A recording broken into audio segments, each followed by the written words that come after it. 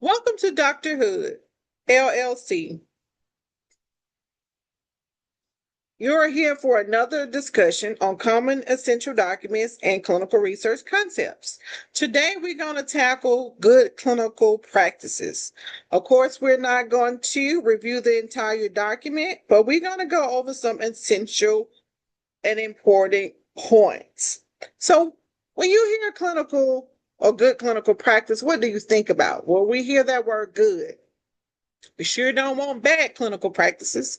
We want to make sure that we are treating the patients correctly, concerned about their well being, and we understand the importance of data integrity. So that's basically what the whole concept of good clinical practice is.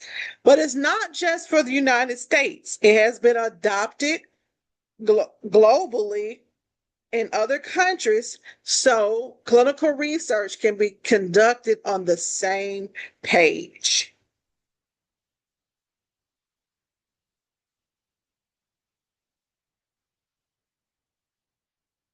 Let me move myself out the way. So we're going to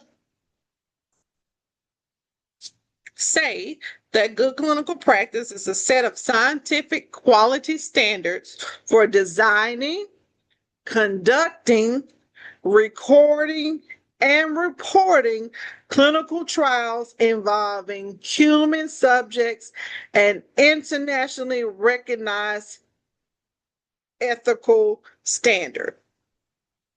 So let's talk about that standard for design. So when you design a clinical trial, you want to make sure that the procedures within that trial do not pose a higher risk than benefit. And that is what you need to, or the inventor, I should say, of the clinical trial needs to consider when designing a clinical trial. Conducting.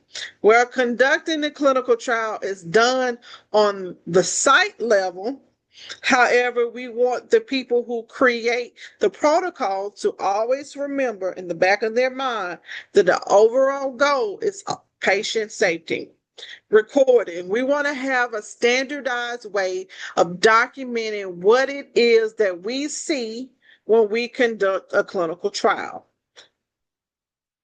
So that's the CRFs, that's the case report files. We want to make sure that they are created with the protocol in mind and they capture all the data that the protocol needs to analyze what it is that they're trying to prove. And reporting. Anytime a patient has a adverse event, AE, or serious adverse event, SAE, or drug reaction, adverse drug reaction, ADR, we want to make sure that is a standardized way to report those things.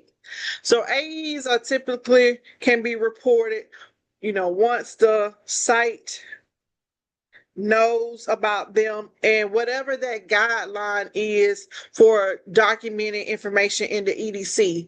So if that guideline is, 3 days within a visit, that's roughly the time frame the site has to enter that information about that adverse event. However, if it falls under the umbrella of serious adverse event, it should be reported within 24 hours of the site being made aware. So remember that difference between that AE and that SAE. And that drug reaction should also be immediately reported because that is a critical finding. So I have this link here that's going to take us to the GCP guidelines document, but I also already had it pulled up. So we're going to just minimize this PowerPoint and we're going to pull it up. Again, we're not going to go over the entire document, but I did want to show you guys how it will look. And I'm trying to There we go. Trying to back out. Okay. So we're now under, or should be under, version E6R3. It was finalized in January of 2025. So most research facilities should be trained or uh, in recent months will be trained on this version. So even though they were trained previously on version R2, now that this is the new version, they need to retake their GCP training. So this is the document history. We have 1995, 96, all the way up until 2025. So we had a 20-year break between, or 20-year gap, I should say, between R1 and R2. Then they started something in 2023 and it was finalized in 2025. So like most documents, you have that table of contents. So it helps you just kind of quickly go to the area in which you have a question about.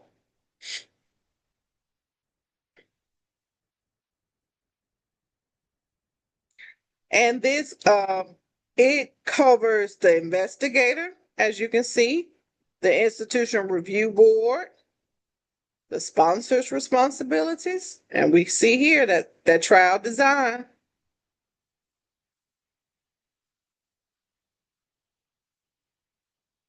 This is the data governance, so how the data should be collected, reported, stored, analyzed. So we got the investigator and the sponsor here.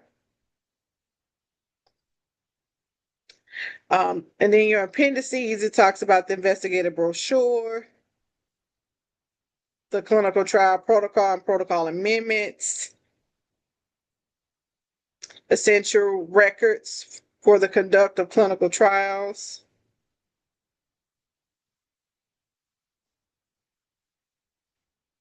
So we briefly already gave that definition of what good clinical practices are.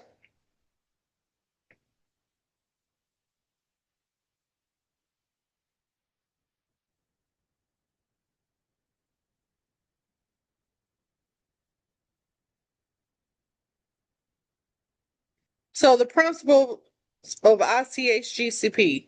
Clinical trials are a fundamental part of clinical research that support the development of new medicines or uses of existing medicines. Well-designed and conducted clinical trials help answer key questions in healthcare and drug development. So that's essentially what clinical trials are. Now, not all clinical trials are related to medications. Some can be medical devices, some can be treatments, like changes in diets, whether or not these sort of exercises is better after surgery versus these sort of exercises. So not all of them are dealing with medication, but when we talk about GCP, we're talking about um, more often than not our medicines and medical devices trials. So, what is like the foundation of good clinical practice?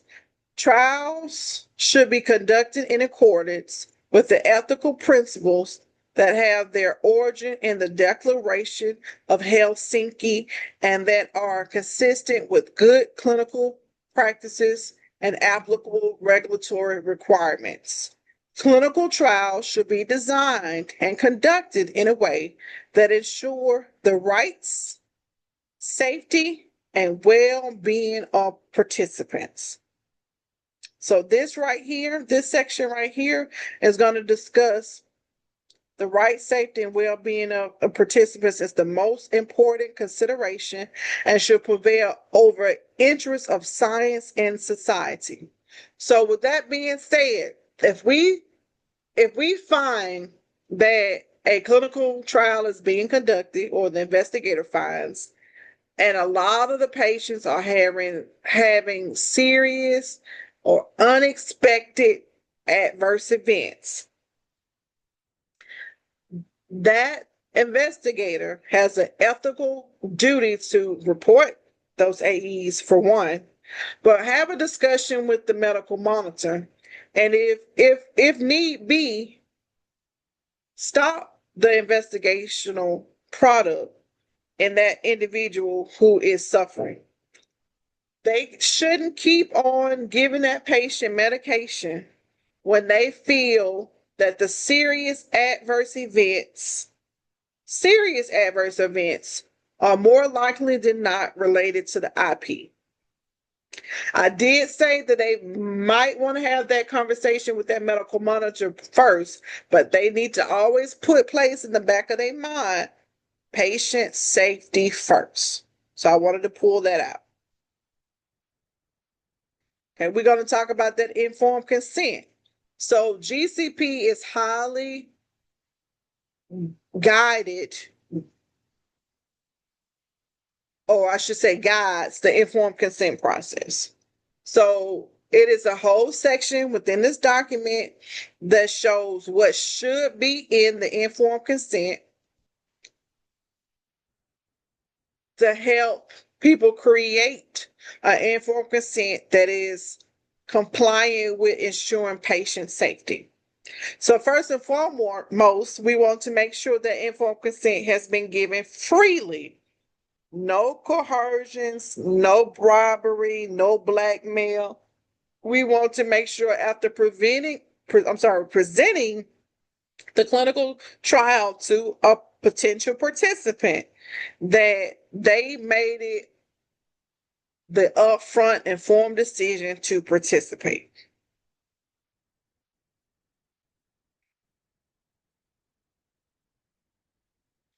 Clinical trials should be subject to an independent review by an IRB or ethics committee. Now, if one is conducting a clinical research at a academic facility, oftentimes they have their own IRB that needs to review that clinical trial. Now, they may also have to approve that clinical trial, or they might just have to review it. But usually a central IRB has the final say in making sure that that protocol is safe. So they're going to review the protocol, the investigator brochure, the informed consent, and all recruitment material that the patient will see. Now, there are some other documents that the IRB needs to review before they are implemented, but those are the major ones. They need to see the protocol. They need to see the investigator brochure. They need to see and approve their informed consent and those recruitment materials.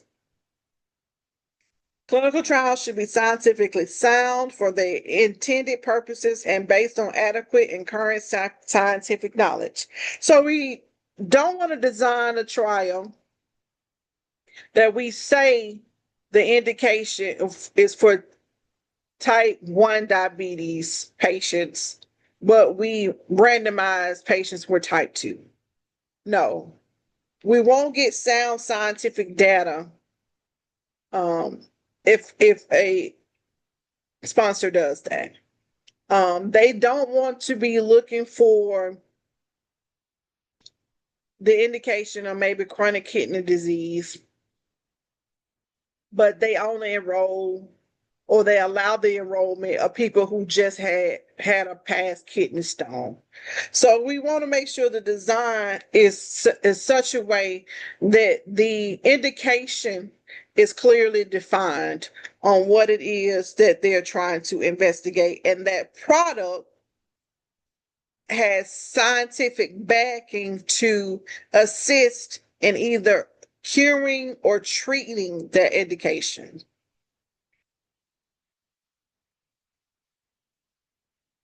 So again, clinical trials should be designed and conducted by qualified, oh, there's something different, by qualified individuals. So if a clinical trial requires a patient to have a colonoscopy, but the investigator that has been chosen is a cardiologist. If that physician does not have any experience doing a colonoscopy, he needs to have someone on his team that does colonoscopies. So we don't want to just put any MD related to um any therapeutic area. We want to make sure their expertise matches the therapeutic area that's related to the clinical trial. We also want to, when we say qualified individuals, the investigators responsible for properly training everyone that's on that delegation log. So if it's a study coordinator, a sub investigator, that PI is responsible for ensuring that they are qualified. We want to make sure that no one is performing tasks out of their scope of practice. So if we have individuals who are nurses or MDs or PA, physician assistants, and their license are not in place, they don't need to be conducting procedures that's out of their scope of practice. And if we have study coordinators that are not licensed, they don't need to be doing things that go against the local regulations that cause them to complete tasks that's out of their scope of practice. So that is the responsibility of the investigator to make sure everyone is doing tasks in which they have been properly trained and they're following local law and regulations pertaining to the tasks that they are performing.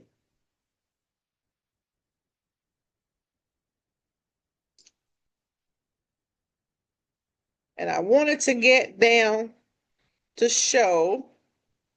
So this shows you the responsibilities of the IRB. So if you can read this document and you read this for yourself. But I wanted to point this out that the IRB should have at least 5 members, at least one member whose primary area of interest is not in the medical science. It helps remove biases, and at least one member who is independent of the institution or investigator site. So people who at the investigator site can be on the IRB, but they cannot vote. So if that trial is being conducted and that investigator is the actual principal investigator, they cannot vote. They can provide their medical expertise, but they cannot vote on the approval process. And it talks about the investigator. I was trying to get to the informed consent area so you can see the different requirements. Here it is. So these are the different elements that a informed consent must have. And it's A through V. So in the prior good clinical practice, it was A through T. So they added 2 more. So just, when you're training and when you need to reference, you perhaps may be responsible for helping create the informed consent of a clinical trial. So you want to make sure that you reference the current good clinical practice of 2.810 to show you what all elements that should be in that ISF, that informed consent form. So I wanted to show you that page. And then when we go to the back,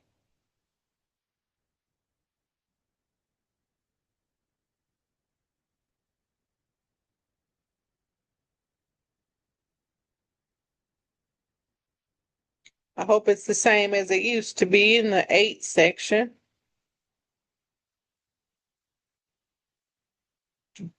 Okay, yeah. Well, it's in the C33 section now. We have the essential record table. So it shows you about the different essential documents this series is going to discuss that you will find in the investigator site file. So page 67 is where it starts.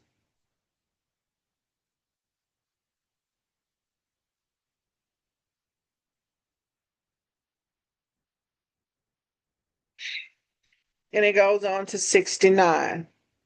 That is going to be great for our regulatory group. So those that are responsible for keeping that regulatory or that investigator site file, those pages are essential for you. And these are just this area is the glossary. We know that means the definition of commonly used words. And you'll find, well, when I talked about the AE, so I'll let you know what that AE, I mentioned that adverse drug reaction, and I mentioned SAEs. So when a adverse event transition to what is considered a serious adverse event, it has to be one of these. So it has to either result in death, is life-threatening, it requires inpatient hospitalization or prolonged of existing hospitalization. So say, for instance, you had come into the hospital, you got admitted, and they told you after 3 days rounds of antibiotics, you should be fine and you're going to get discharged. Okay, if that happens, that's considered a hospitalization. But let's say you had a scheduled procedure. So scheduled procedures are not considered SAEs. So say for instance, we had a scheduled colonoscopy. I don't know why that is in my brain, but that is a procedure. It's patients do have to undergo anesthesia, but it's one day you typically go home. But let's say the scope, for whatever reason, puncture the intestines, or a polyp was removed and they can't stop the bleeding. So you had to now be hospitalized beyond that 1 day surgery. So that will be considered um, now a serious adverse event. Results in persistent or significant disability or incapacity, or is a congenital abnormality or birth defects. So most, if not all, times a female of childbearing potential is participating in a clinical trial, she is asked to use some type of contraceptive to prevent pregnancy, to minimize the risk of a birth defect. But should that individual become pregnant, that person should be watched to term. So even if their portion of the clinical trial is over or they have been withdrawn because they became pregnant or no longer receiving a test article, an investigator product because they have become pregnant, we need to follow that person's to term. Should that and document the health of that infant once it is born. So this is again just a brief overview of how to read the good clinical practice guidelines, how in depth it is, that to understand that it has guidelines for not just the site, not just the sponsor and the CRO, but also the IRB. Because again, we want to harmonize. We want to make sure everybody is on the same page. How it outlines key definitions, how it tells you how to build the informed consent, and how it stresses that these guidelines are put into place to ensure patient safety. So I want to say, if you have any follow-up questions, you can email me at drhoodresearch@gmail.com. You can follow me on LinkedIn, Facebook, YouTube, and TikTok. Thanks for watching.